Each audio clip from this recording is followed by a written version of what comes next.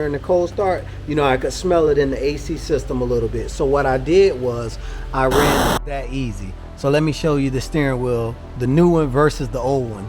The steering wheel installed and everything works perfectly. If you do decide to buy this steering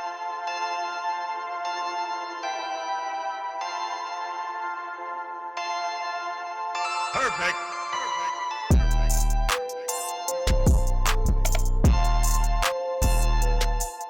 If you're new here, welcome to the Autoless YouTube channel. If you're already an Autoless family member, thank you. And what's swinging, gang? I know I left you guys on a crazy cliffhanger last week after we bolted a upper charge pipe, lower charge pipe, boost pipe, and so many other things onto my N55 powered 7 Series LCI. And I know you guys want to see exactly what all of those mods do. But don't worry, we're gonna get right back into that. And on another video, which links will all, for these videos will all be down in the description. If you missed them, I installed a custom catch can setup on my N55 because the intake and turbo track was, I mean, congested with nothing but nasty oil. And you definitely don't want that for obvious reasons, but one of the most important is horsepower loss. So I did a V2 setup for that, which I'm going to show you here soon, and the airbag for that crazy steering wheel finally came in. So I cannot wait to show you the upgrades I did to the interior off camera, and also what the steering wheel looks like when I install it on this video. It's going to be crazy. But first, let me show you what V2 of the oil catch can looks like. So this is the catch can that I installed on the last video, but the iteration in the last video, the outlet actually ran to the front grill, kind of, not in the grill, but somewhere around it. And that was to stop, you know, whatever crankcase fumes from being sucked into the AC box, you know, under heavy throttle. But I mean, it worked sometimes and sometimes it didn't. You know, because on heavy throttle and cold start, high rev during the cold start, you know, I could smell it in the AC system a little bit. So what I did was I ran another hose all the way down. It sits flush because it's a big kind of like, well, it's a gap here between the cooler pack, which has the condenser, radiator, etc., and this I guess chassis stiffening plate. That's about as much as I can call it. Chassis stiffening plate here on the top, and it fits right down in there, and it comes all the way over to the actual beginning of the intake. And the reason why I ran it this way is because a lot of high powered cars other than BMW run it this way. You know, they actually run theirs to the air box itself, you know, but it's usually a cone filter and then the actual hose here, you know, drilled through with the little, you know, boss, kind of like I did here. This is like a 3/4 boss here. It has a nipple on the other side too, a barb boss, and it's usually put in the air box, so whenever the fumes come through, they get sucked right back up in the intake, while the catch can catches any oil or vapor or anything like that. So it's been working perfectly. But that gets rid of the fumes. It's nice, clean crankcase, free of oil, free of water vapor, going straight through, right back through. And if anything were to miss the can, which I highly doubt it, it's gonna hit the filter first before it gets sucked back up into the intake. So that's perfect, great for me. Now let's get back into this interior so I can show you guys exactly what we're taking out of here today. My personal opinion, this is literally one of the ugliest steering wheels in BMW M and M Sport history. I mean, it's hideous. The airbag is too big. I know that sounds counterproductive for it being a safety measure, but the airbag is too big. The steering wheel diameter is too huge, and it's just shaped very, very ugly. I'm sorry, it's very ugly. Now we just need to upgrade this steering wheel. Take that one out and put this one in. If this steering wheel looks familiar, I bet it does, because this is the same steering wheel that comes in the X5M, X6M, M6, and M5. I'm sure it comes in the M3 and M4 as well, but I'm not sure because, you know, I'm not a fan of the small cars. I like big cars, so I don't deal with those too much. But this steering wheel is gorgeous. And if you're wondering, oh man, why would you put an M steering wheel in a non-M car?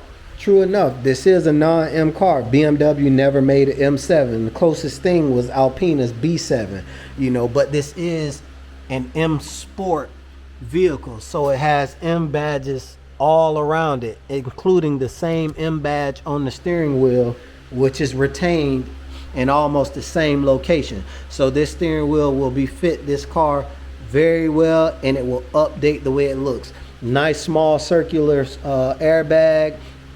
You know, it's beautiful, so I can't wait to get this installed. A few moments later. And with movie magic, the steering wheel is out, and it's super easy. I mean, it's a little hole at the bottom of the steering wheel. You push this in to disable the clips. I'll show you on the actual steering wheel. It disables the clip of the airbag. You pop the airbag out, and then it's 1, 2, 3, and then a small little, looks like a ground plug. You just pop all of those out, and then boom, it's just your clock spring there. And this bolt in the middle is a 16mm bolt, and it's super easy. You can just hold the steering wheel with one knee or something and turn it with the wrench, and it'll come right off. You know, it was that easy. So let me show you the steering wheel, the new one versus the old one. And as you can see, it's a huge, huge, huge difference. And I'm gonna tell you the main two things besides the actual size and shape of the airbag and steering wheel versus the other, and the locations of the actual buttons, is how much brushed silver or brushed aluminum is on this steering wheel, you know, that you could actually see, because you have a little piece there, and a little bit around the actual paddle shifters, and these paddle shifters look a hell of a lot better than those. But I love that brushed aluminum because it's so much brushed aluminum trim in this car that now that I'm paying attention, the factory steering wheel didn't even match. It's like a knockoff steering wheel versus this one, you know. And this one actually have the M colors and the steering wheel to match the M badges that are in the car from the factory. This is a crazy upgrade. But let me show you those clips I was talking about. The little hole is right there on the bottom, as you can see it, and that moves this little clip up here. And when this one moves up, these two close in, and that releases the actual airbag. And this is that little ground I told you guys about. It's just, I guess it's for the horn or something like that, but it's that little thing there. So yeah, let's get this new one put in, and you're gonna just put this new one in reverse order. And it's only two plugs you have to plug in: the airbag plug and I guess the steering wheel control plugs. This bag is available if you ask for it to be heated, but my car comes with heated steering wheel, but I'm in Florida, so it's never gonna be used, just like the heated seats never get used. So let's pop this baby in and see what it looks like. The next day. So it's actually the next day. I have the steering wheel installed and everything works perfectly. If you do decide to buy this steering wheel and airbag combo, it will ship separately. I think it's US regulations or something like that. They're not allowed to ship the steering wheel and the airbag in the same package. At least that's what I was told. But you will have to code the airbag once it does get installed, because it's an EU version BMW airbag, not a US version. So I mean, simple coding, any shop can do it. You know, if you have Beamer Geeks software, big shout out to Beamer Geeks. If you have their software, you can do it and stuff like that. It's super easy. You know, you just code the adaptive airbag for the driver's side adaptive airbag. But I mean, it looks gorgeous, it works perfectly, and I'm going to show you guys right here that all the functions carry over. And you can see all systems okay, so it's running good, everything working good. I mean, everything works perfect, as you can see.